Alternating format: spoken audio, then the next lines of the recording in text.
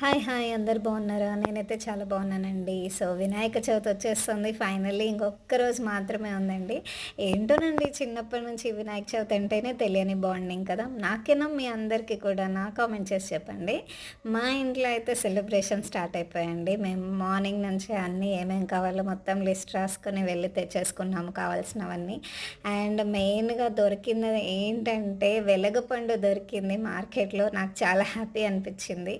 So మేమైతే పాలవెల్లి కడతామండి వినాయక చవితికి. మీరు ఎలా చేసుకుంటారో కామెంట్ చేయండి.